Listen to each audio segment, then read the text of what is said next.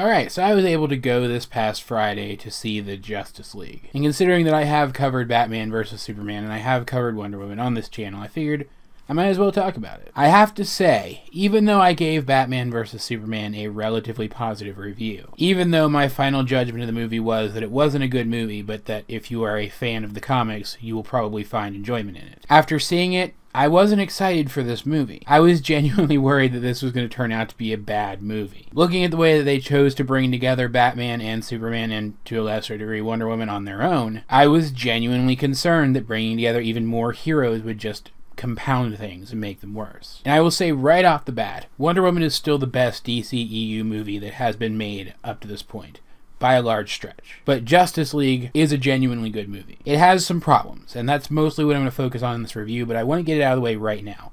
I like this movie a lot. Bringing in Joss Whedon to round things out after Zack Snyder had to step down was an excellent idea. His vision of the movie gels pretty well with Snyder's. There's a little bit of tonal inconsistency, but it's not really noticeable. And I don't know if it was already there and Whedon just kind of hammered it out, or if Whedon completely revamped the dynamic between the characters, but the dynamic between the characters was the highlight of this movie, by a wide stretch. It felt very Avengers-y, which is why I'm thinking that Whedon probably had a lot to do with it. There was some initial distrust, then there was kind of a conflict scene, and then there was a coming together moment. Really oversimplifying what happens between the characters in this movie, but that is the gist of it, and that's basically the gist of what happened in Avengers as well. In fact, this was a very Avengers-esque movie, and I'm not going to lie about that. That is true. You have the powerful villain from a race of gods who has a plan, but it's kind of vague, and involves bringing an evil alien army to Earth. Very Avengers-like, but each of the characters in this movie was very well realized, just like each of the characters in Avengers was, and it gave it a different flavor. I really do think that if this movie just had a stronger villain, a more Loki-ish villain. Not that I wanted the villain in this movie to be Loki-ish in that he acted like Loki, but Loki-ish in that he had the presence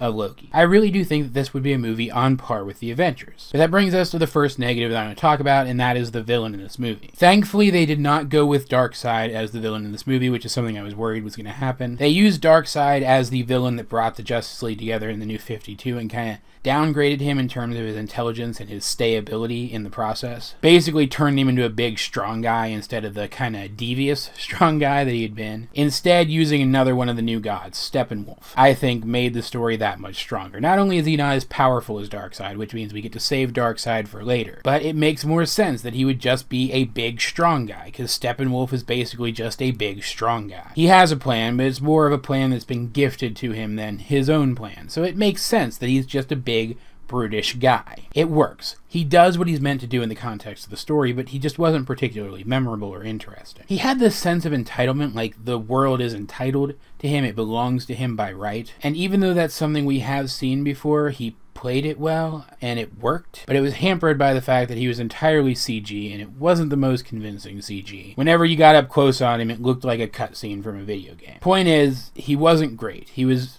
subpar, but he worked for what he was meant to do in this movie. And he was definitely intimidating. He was throwing people around left and right. He was a genuine threat to the heroes for most of the movie. But I think he was definitely the weakest thing in this. A stark contrast to the villain of the Avengers, which was Loki. Like I said, I think he was probably one of the strongest aspects of that movie. There's also the issue that in Avengers, they worked really hard to get all of the CG looking as good as possible, as realistic as possible, to avoid noticeable computer effects wherever they could. This, being a Zack Snyder movie, kind of goes the opposite direction. They kind of embrace the bad CG. There are CG backgrounds in this, CG characters, and they never quite look real. They never quite look like they're there, but they have that same surreal quality that Zack Snyder's other movies do. They give this movie that same surreal quality, so it does feel like a comic book is leaping off of the pages at you. It does feel like you've entered this other world that isn't quite real, but is real enough for you to engage in it. I still am not a huge fan of the style. I have never been a huge fan of that style. It's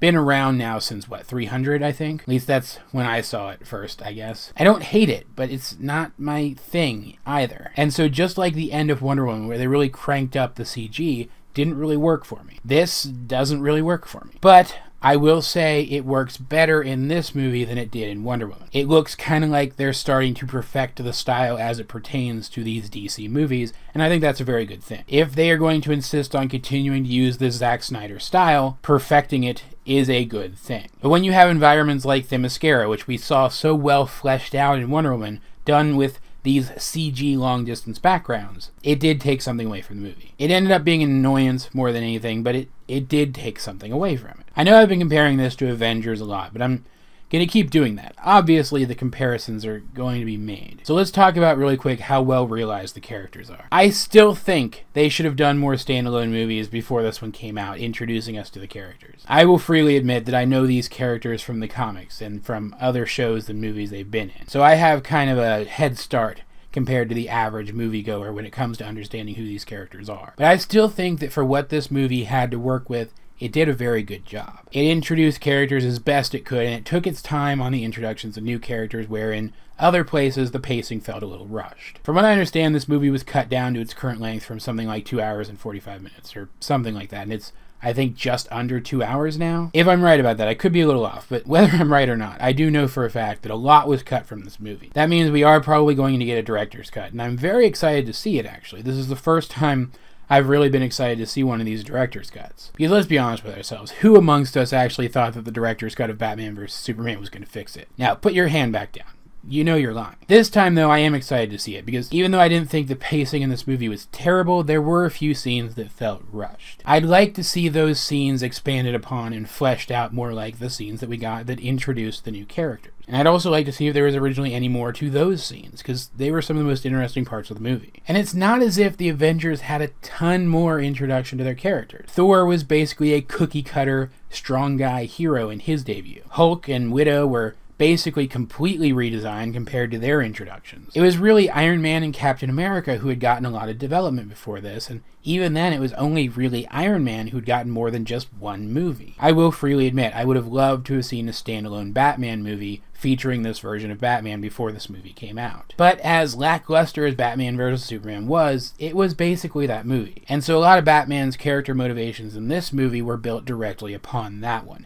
And that brings me to the best thing about this movie. The only good things about Batman vs. Superman were the few fan-wanky things that it did towards the end. Getting to see a fairly well-realized fight between Batman and Superman on the big screen was a real treat. Getting to see Batman and Superman team up with Wonder Woman against Doomsday was a real treat. But they were wrapped up in a bad story and entirely unconvincing character motivation. However, rather than try to erase those, rather than try to ignore those things, this movie takes them, owns up to them, and then builds something better upon them. Batman realized how much he royally screwed up, and he's even kind of come to the realization that he was only so hard on Superman because he was starting to realize that maybe he's becoming obsolete. And so a lot of his motivations in this movie are based upon that. Based upon that realization that he's had. And when Superman does finally come into this movie, because of course he did, his initial interactions with the team are colored by his experiences in Batman vs. Superman. It wasn't perfect, and it didn't excuse how bad the story and the motivations were in Batman vs. Superman, but it did make them better. It made them more palatable in retrospect. Which, while we're talking about positives, let's talk about what I think was probably the second best thing about this movie. And that is Barry Allen, or The Flash. This is effectively an alternate version of The Flash that we've been getting in the TV series. He's effectively a younger version of that character, and he was the primary delivery device for comedy in this movie, though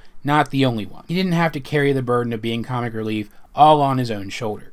But he was the funniest character in this movie. He brought a lot of the comedy into this movie. He was written and played as dorky but charming, and a lot of the comedy was built on the idea that he was kind of naive. He was the kid of the group, and he's awkward around these other people. It worked. It's hard to describe without going into spoilers, but it really worked. And he had a couple of really fantastic scenes with Superman that were subtle but absolutely brilliant and hilarious. I definitely feel like he was the team member who had the least to do. He mostly played cleanup for everybody else. But for the most part, his role in this movie worked really well, and his role in the team worked really well. Everyone on the team had something to do pretty much all the way through this film. Cyborg was there for a specific purpose. Wonder Woman and Aquaman were there for a specific purpose. Batman and the Flash were there for a specific purpose, even if that purpose was kind of to just kind of pick up where everybody else left off. And when Superman finally comes into it, he just kind of brings everything together. Maybe it could have been better. Maybe their roles could have been allocated a little bit better. The story could have been written a little bit better to make use of all of their skills, but I think it worked really well for what we got.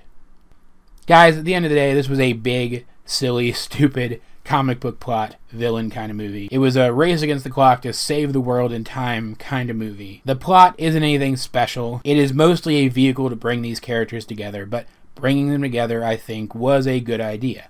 it worked really well. It had a lot of wit, it had a lot of great interactions, a lot like the Avengers, which is praised for its wit and its character interactions. And I will admit, there was something thrilling about seeing these characters come together on the big screen in live action. I went to see this movie with my sister, who knows very little about the comics. The extent of what she knows is basically the knowledge that Batman is the one who wears the bat suit, Superman is the one who flies and has the red cape, and Wonder Woman is the one that got the good movie. There were definitely things that she didn't understand in this movie, but she came out of it enjoying the experience. I think that even if you don't know the comics very well, but you have some understanding of the characters and who they are, and you go and see this movie and keep an open mind, you'll like it. I think if you are someone who enjoys the comics and knows something about these characters going into it, you'll like it a lot more. I rate this movie somewhere between a high 6 and a low 7. I think it was definitely a success, a bigger success than I expected it to be. All that said though, guys, if you have seen Justice League, what did you think of it? Let's get a discussion going in the comment section down below. Either way, this has been AJ22, and I will talk to you guys